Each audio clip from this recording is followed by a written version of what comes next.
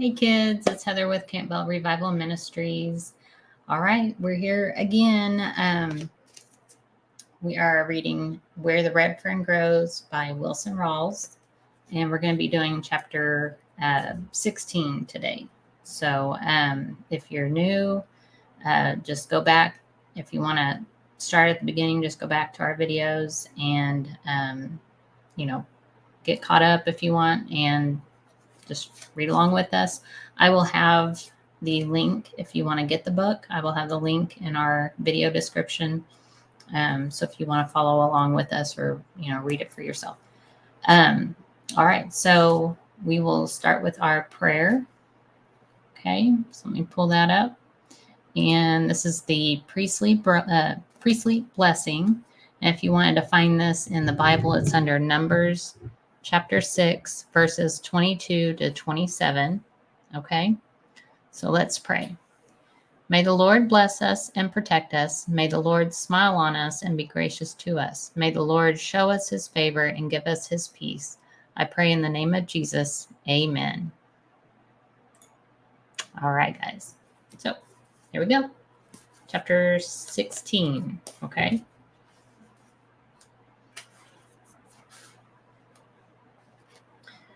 All right.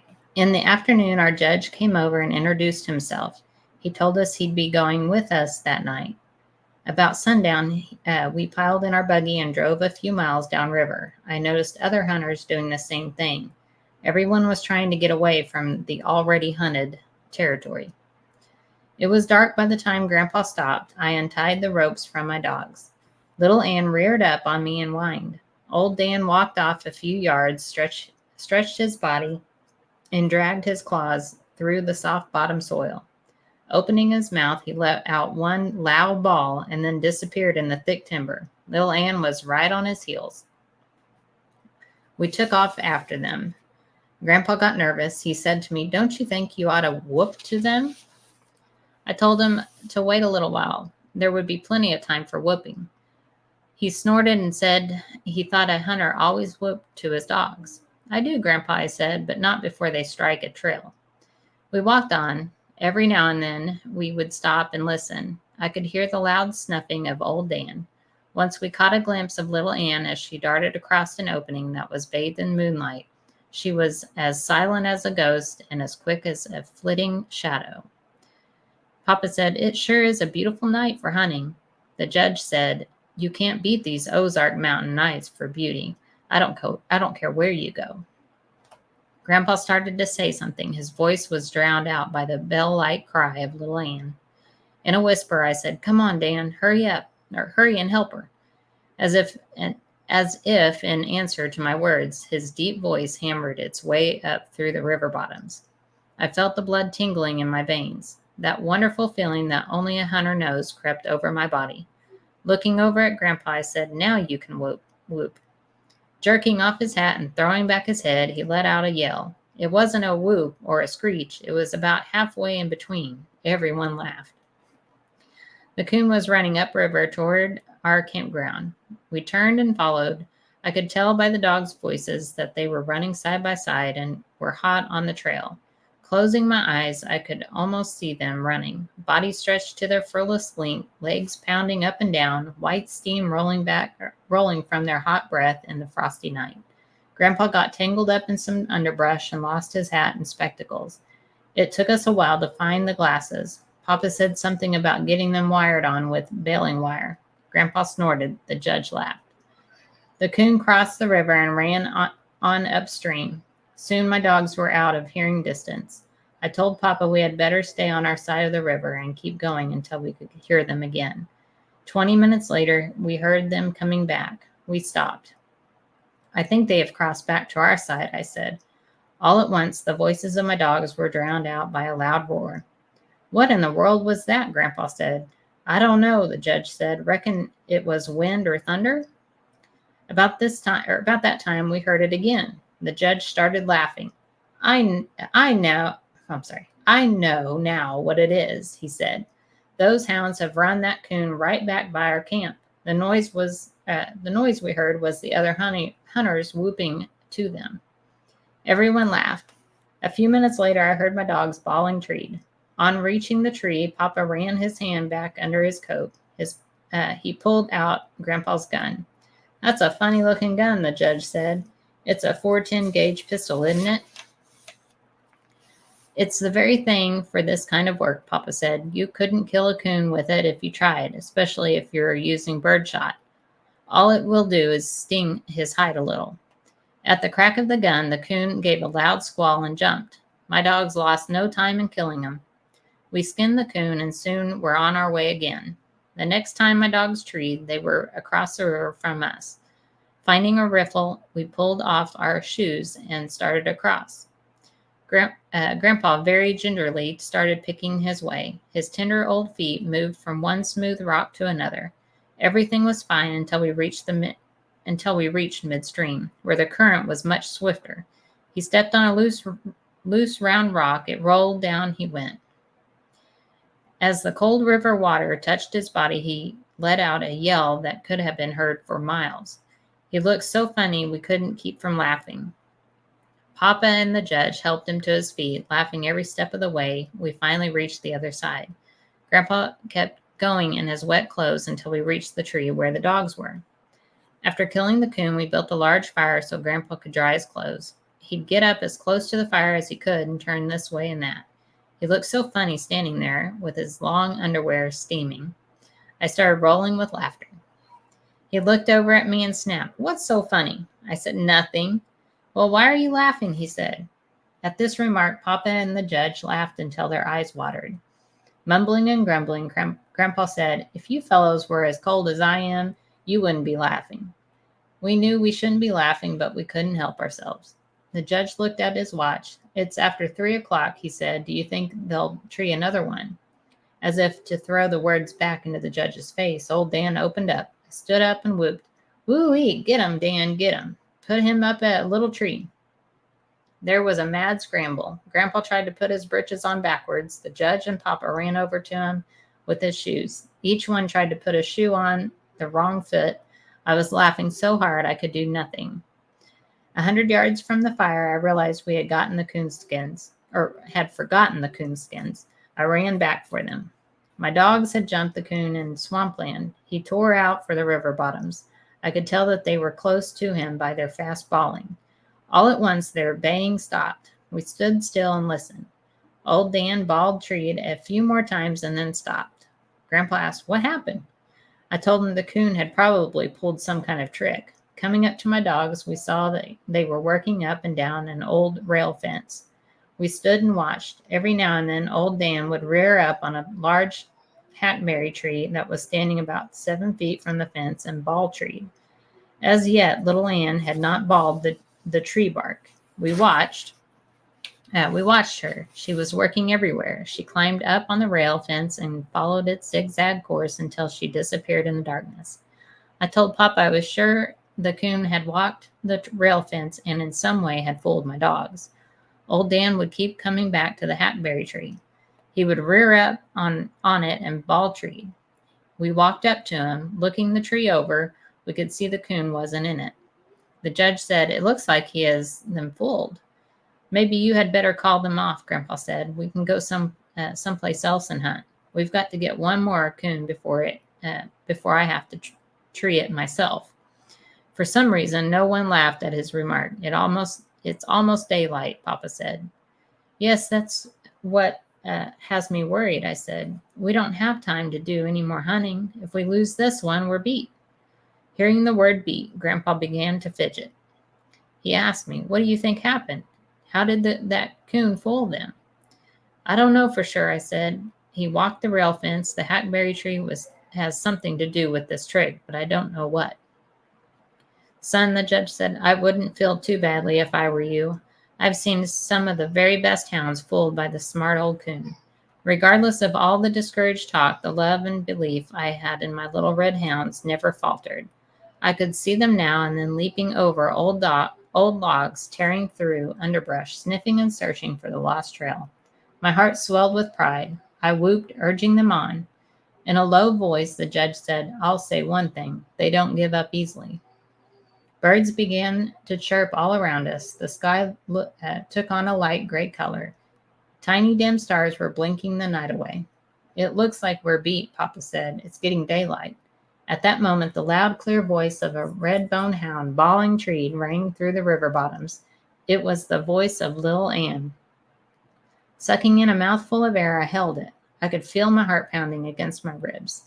I closed my eyes tight and gritted my teeth to keep the tears from coming. Let's go get him, Grandpa said. No, wait a minute, I said. Why? He asked. Wait till old Dan gets there, I said. It's daylight now, and if we walk up on the tree, the coon will jump out. It's hard to get it to keep a coon in a tree after daylight. Let's wait until old Dan gets there, then if he jumps, he won't have a chance to get away. The boy's right, the judge said. It's hard to keep a coon in a tree after daybreak.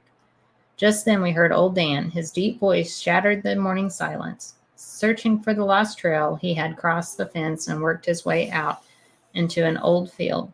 Turning around, we saw him coming. He was a red blur in the gray morning shadows. Coming to the rail fence, and without breaking his stride, he raised his body into the air. About halfway over and still in the air, he bawled. Hitting the ground with a loud grunt, he ran past us. Everyone whooped to him. Ahead was a deep washout about 10 feet wide.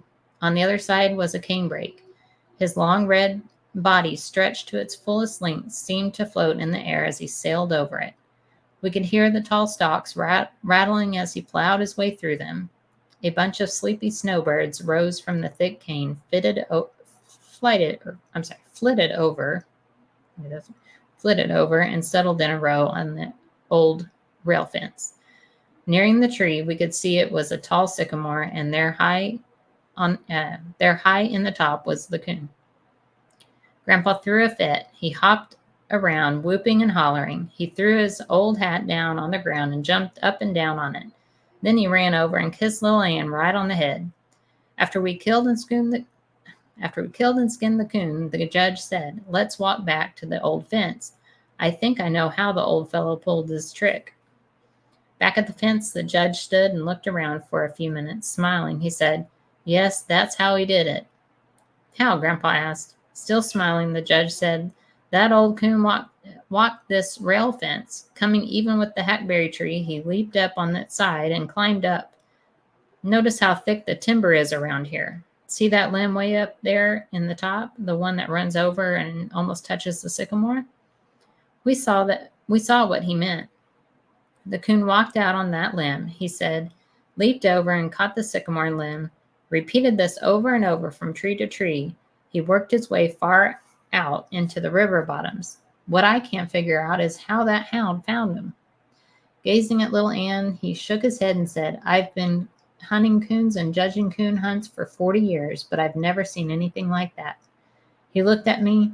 "Well, son," he said, "you have tied the leading teams. There's only one more night of eliminations. Even if some of them get more than 3 coons, you will still be in the runoff. And from what I've seen here tonight, you have a good chance of winning that cup." I knew that little Anne had scented the coon in the air, the same as she had the ghost coon. I walked over and knelt down by her side. The things I wanted to say to her, I couldn't, for the knot in my throat, but I'm sure she understood. As we came into the campground, the hunters came out of their tents and gathered around us. The judge held up the 3 big coon hides. There was a roar from the crowd. One man said, "That was the most beautiful sight I've ever seen." "What was a beautiful sight?" Grandpa asked. "Last night, those little red hounds brought that coon right through the camp." The judge said, "We figured they did when we heard the noise." Laughing, the man said, "We heard them when they ran up the other side of the river. Way up above here, they crossed over. We could tell that they were coming back, so we doused all the fires, and sure enough, they came right through camp. Those 2 little hounds weren't 50 yards behind the coon, running side by side. Boy, they were picking them up and laying them down and bawling every time their feet touched the ground. I'll tell you, it was the prettiest sight I've ever saw." When the judge started telling about the last coon little Anne had treed, I took my dogs over to our tent and fed and watered them. After they had their fill, I gave them a good rub down and with a piece of gunny sack. Taking them out to the buggy, I tied them up. I stood and watched while they twisted around in the hay, making their bed. That day, I tried to get some sleep in our tent, but the soaking Grandpa had taken in the river had given him a cold, causing him to snore. I never heard such a racket in all my life. I'd have sworn he rattled the paper sacks in our grocery boxes. Taking a blanket, I went out to my dogs. Little Ann had wiggled up as close to old Dan as she could. Prying them apart, I laid down between them and fell asleep. The last night of the eliminations turned out like the second night. None of the judges turned in more than 2 hides. That day about noon, the owners of the other winning teams and I were called for a conference with the head judge.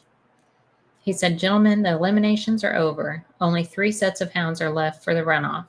The winner of tonight's hunt will receive the gold cup. If there is a tie for the championship, naturally there will be another runoff." He shook hands with each of us and wished us good luck.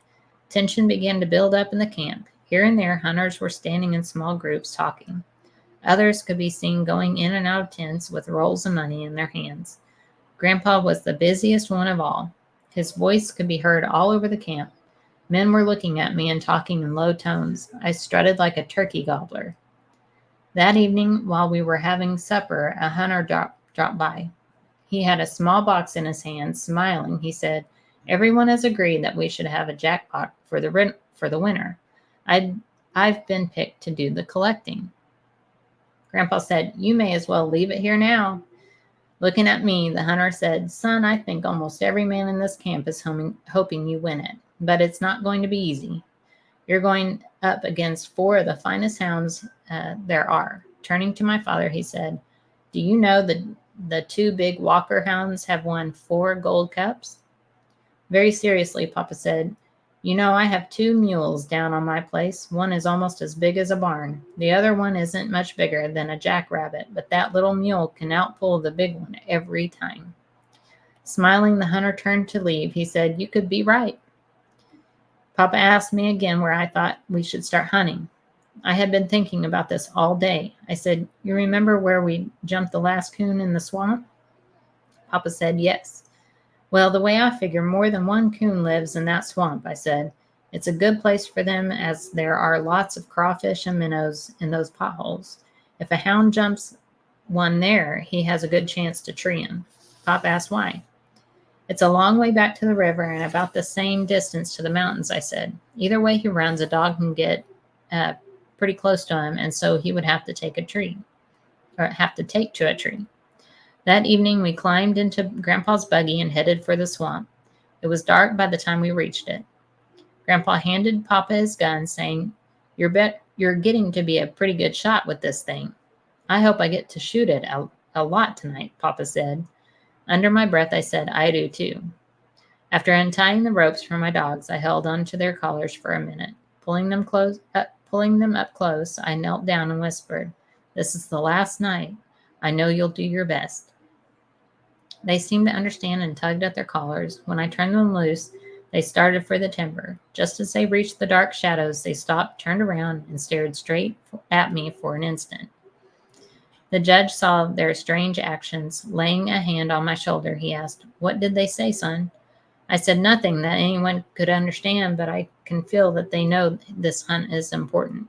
They know it just as well as you or I." It was little Ann who found the trail. Before the echo of her sharp cry had died away, old Dan's deep voice floated out of the swamp. "Well, let's go," Papa said eagerly. "No, let's wait a minute," I said. "Wait, why?" Grandpa asked. "To see which way he's going to run," I said. The coon broke out of the swamp and headed for the river. Listening to my dogs, I could tell that they were close to him. I said to Papa, "I don't think he'll ever make it to the river. They're right on his heels now." By the time we had circled the swamp, they were bawling treed. The judge said, "Boy, that was fast." I felt my father's hand on my shoulder. Looking at me, he smiled and nodded his head. Papa and I knew I had judged the coon perfectly. He didn't have time to reach the river or the mountains. My dogs had treed the coon in a tall ash which stood about 50 yards from the river.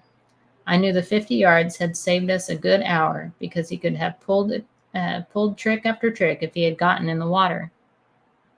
We spied the coon on the topmost branches. At the crack of the gun, he ran far out on the limb and jumped. He landed in an old fallen treetop. He scooted through it. Coming out on the other side, he ran for the river. The tangled mass of limbs slowed my dogs, and they all but tore the treetop apart getting out of it. The coon was just one step ahead of them as they reached the river. We heard them hit the water. Running over, we stood and watched the fight. The coon was at home in the river. He crawled up on old Dan's head, trying to force him under. Before he could do it, little Ann reached up and pulled him off. In a scared voice, Papa said, "That water looks deep to me." "Maybe you had better call them off," said the judge. "That's a big coon, and he could drown one of them easily in that deep water." "Call him off," I said. Why, you couldn't whip them off. You couldn't whip them off with a stick. There's no use for anyone to get scared. They know exactly what they're doing. I've seen this more times than one. Grandpa was scared and excited. He was jumping up and down, whooping and hollering. Papa raised the gun to aim. I jumped and grabbed his arm. "Don't do that," I yelled. "You're sure to hit one of my dogs." Round and round in the deep water, the fight went on. The coon climbed on old Dan's head and sank his teeth in one of his long, tender ears. Old Dan bawled with pain. Little Ann swam in and caught one of the coon's hind legs in her mouth. She tried hard to pull him off. All three disappeared under the water. I held my breath. The water churned and boiled. All three came to the top about the same time. The coon was between the bank we were standing on and my dogs. He swam toward us. They caught him again just as he reached the shore. He fought his way free and ran for the large sycamore. Old Dan caught him just as he started up. I knew that was the end of the fight. After it was all over, the coon had been skinned. Grandpa said, "I hope we don't have to go through that again tonight. For a while, I sure thought your dogs were goners." The judge said, "Well, have you ever seen that? Look over there." Old Dan was standing perfectly still with his eyes closed and head hanging down. Little Ann was looking at his cut and bleeding ears. "She always does that," I said. "If you'll watch, when she gets done with him, he'll do the same for her." We stood and watched until they had finished doctoring each other. Then trotted side by side, they disappeared in the darkness. We followed along, stopping now and then to listen. All right, guys. So that's the end of chapter 16. And of course, we'll do 17 for next week. All right. And there's a total of 20 chapters. So we're almost through the book. So you guys, if you want to get it, I'll have the link again. And our prayers are on our website. You can go to our website and pull those up if you want to learn them, post them, like on your mirror in your bathroom or next to your bed, so you can say your prayers. If you need prayers, if you want us to pray over you, just go to our website and submit a prayer request. We would love to pray over you guys. Or contact us if you have any questions. But we will see you next week. Love you guys.